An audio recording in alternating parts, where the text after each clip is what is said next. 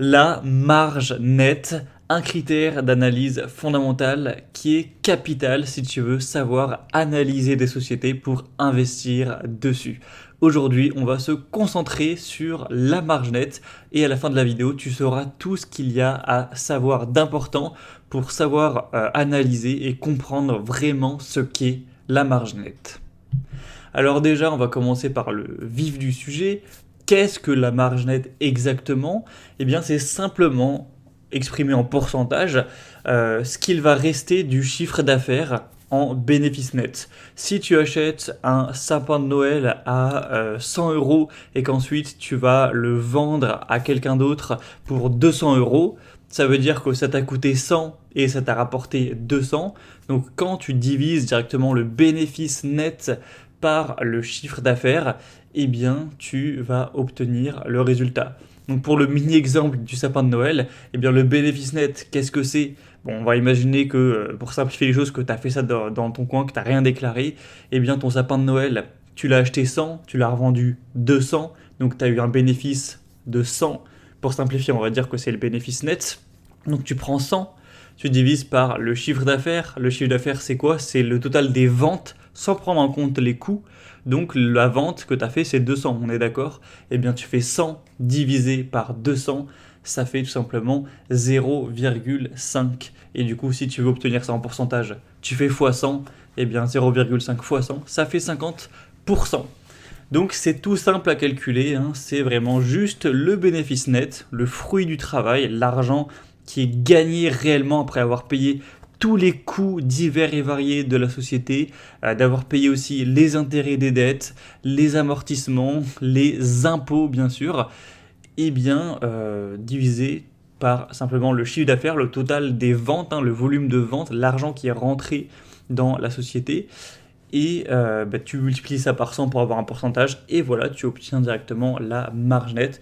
Donc si on a une société, pour prendre un exemple plus concret, qui fait 10 millions de bénéfices nets sur une année et qui a fait 100 millions de chiffre d'affaires, eh bien tu fais 10 divisé par 100, ça fait 0,1.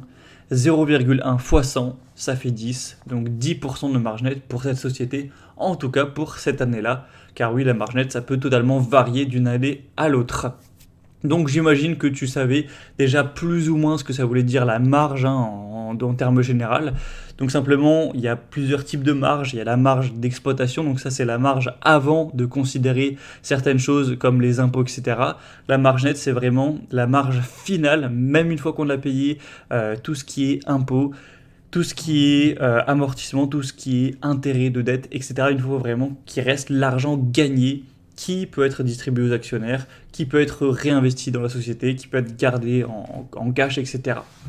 Donc après, forcément, en fonction du type de société, la marge va être assez différente. Donc là, on va faire un petit exercice très rapide pour que tu puisses imaginer comment on calcule la marge nette instinctivement.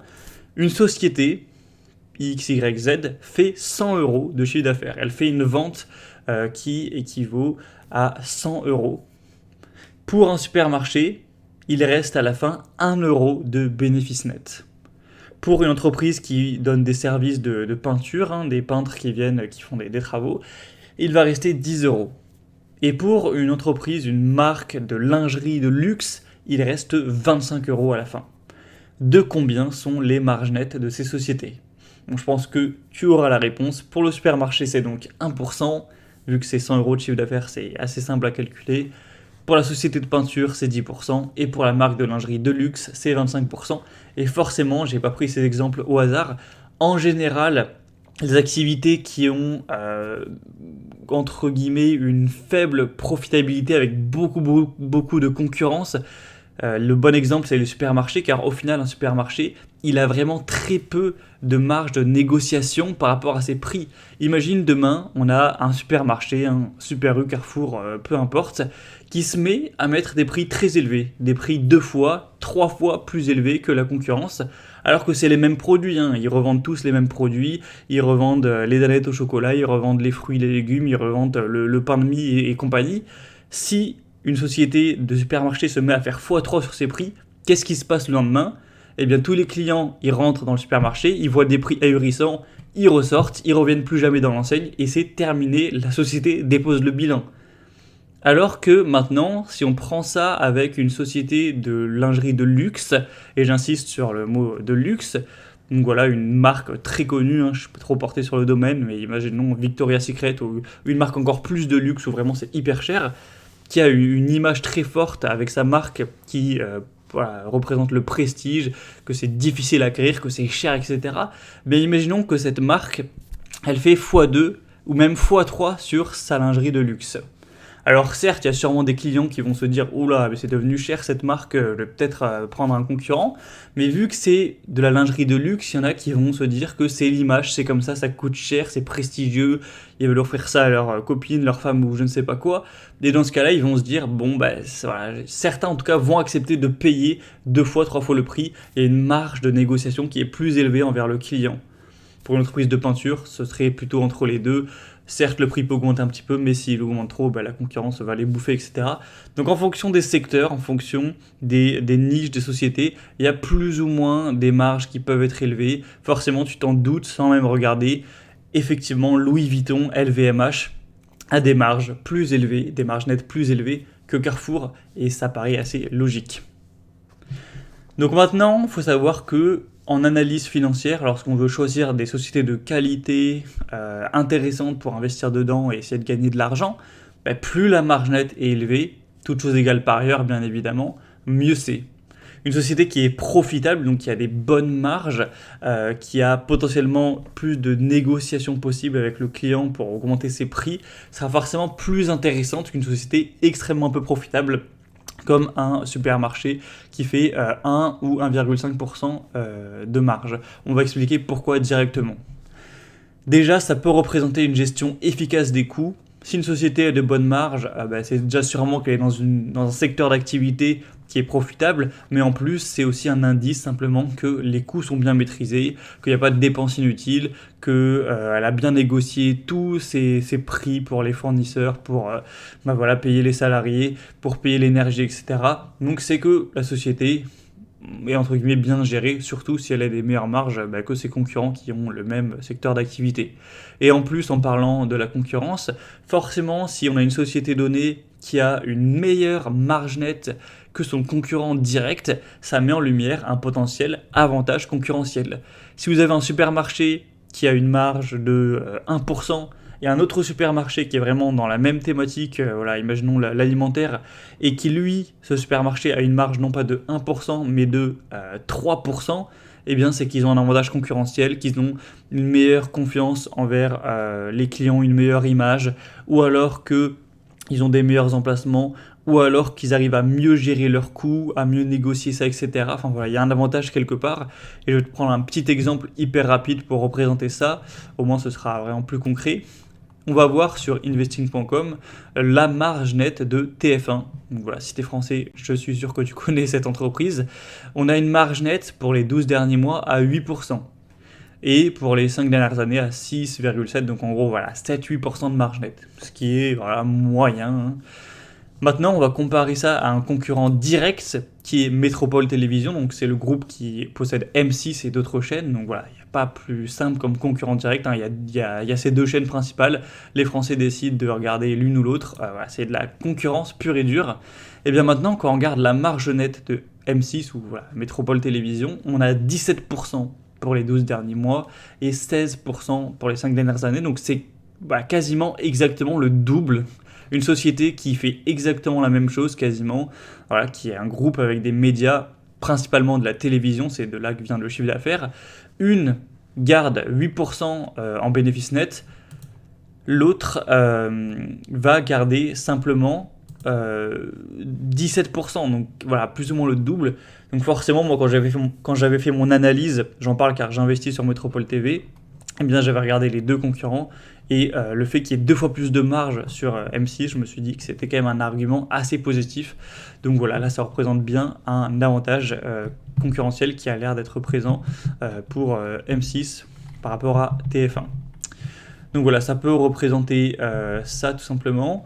Et en plus, c'est aussi une flexibilité financière. C'est clairement un point de santé financière parce que forcément, si tu as une bonne marge, si tu as une marge, imaginons, de 20%, tu as beaucoup moins de probabilité de passer dans le rouge, donc de passer à une marge qui serait négative, une situation où tu te mets à perdre de l'argent, où sur tout le chiffre d'affaires, il ne reste rien en bénéfice net, qu'une société qui aurait seulement 1%. Imaginons Carrefour, ou bref, un supermarché coté en bourse qui aurait une marge nette de seulement 1%. Il suffit que l'électricité monte fortement, que le prix du transport, donc via l'augmentation, imaginons, de l'essence, augmente. Il suffit que simplement il y ait un petit peu plus de coûts par rapport au salaire, hein, ça peut être pour plusieurs raisons. Enfin bref, pour X, Y ou 10, 20, 50 raisons possibles, si les coûts augmentent et que ça fait augmenter le total des coûts de plus de 1%, sans que, bien sûr, on ait une profitabilité qui augmente, on va avoir simplement une marge qui va passer donc de 1% à 0%. Donc la société arrête de gagner de l'argent directement. Donc c'est quand même relativement risqué. Alors que maintenant, tu prends LVMH qui a une marge, je ne sais plus par cœur, mais bon, je pense que ça doit être autour de 15% facile. Eh bien, si on a le coût d'électricité qui augmente, le coût du pétrole qui augmente, le coût des salaires qui augmente, voilà, peu importe, et que la marge baisse de 1, de 2%, eh bien, certes, c'est dommage, mais ça va passer quoi, de 15 à 13, la société continue largement à gagner de l'argent. Donc le fait d'avoir une flexibilité à ce niveau-là, une souplesse financière grâce à la marge, c'est évidemment positif. Ça éloigne les probabilités de la société donnée, s'il a une forte marge, d'aller dans le rouge, d'avoir une marge négative, de perdre de l'argent, contrairement à une marge très faible de 1, de 2%. Donc voilà, comme le return on equity qu'on a vu il y a quelques temps, le PER que j'espère que tu connais, ou encore le debt on equity, c'est d'autres ratios, critères hyper importants à considérer quand on analyse une société. La marge nette est évidemment un critère à considérer également. C'est encore bien plus simple, donc je trouve que c'est cool. C'est plus facile à appréhender quand on débute, quand on commence l'analyse financière. Donc j'espère que cette vidéo t'aura bien renseigné sur ce sujet. Et moi personnellement, forcément, à part quelques-unes de mes sociétés, notamment des sociétés qui ont eu des problèmes de leur secteur, voilà, qui ont un secteur assez cyclique, mes sociétés ont quand même des bonnes marges, à part voilà, 2 ou 3. Et clairement, si je vois les marges nettes de mes sociétés comparées à la moyenne du marché, alors pour information, la moyenne du marché en termes de marge nette aux USA, c'est plus élevé qu'en France. Voilà, aux USA, on est plus vers 11%, quelque chose comme ça, même peut-être 12%, puisqu'on a des sociétés qui ont des marges énormes et qui sont gigantesques. En France, c'est plus vers 8%. Et bien moi, quand je fais la moyenne de mon portefeuille, je vais être légèrement parce que je suis pas non plus dans une approche quality où je prends que des sociétés à hyper forte marge, mais je vais être un petit peu supérieur à la moyenne du marché. Donc si le marché mondial est environ à 10% de marge nette, mon portefeuille va être à 12, même peut-être 13% de marge nette. Donc forcément, c'est important, c'est un critère à considérer pour avoir des sociétés qui sont bien profitables. D'ailleurs, tu te poses peut-être la question maintenant, voilà, la marge nette, on vise combien? À partir de combien je dois virer l'entreprise car elle a trop peu de marge? À partir de combien je peux l'accepter? Et comment voilà, peser le pour et le contre à ce niveau-là? Moi, je te dirais que minimum 4% c'est requis. Mais forcément, voilà, si plus c'est élevé, mieux c'est. Forcément, 4% c'est le minimum pour que la société soit assez profitable pour éviter, on va dire, les dangers les plus probables. Voilà, faut éviter une société qui aurait une marge de 0,5%, de 1% ou de 1,5% puisqu'elle peut tellement facilement passer dans le rouge. Donc 4% c'est une marge de sécurité correcte, mais forcément 10% c'est mieux. Là on considère que c'est bien, c'est à peu près dans la moyenne ou légèrement au-dessus la moyenne des sociétés en général. En France, ce serait quand même au-dessus de la moyenne. 15%, c'est très bien.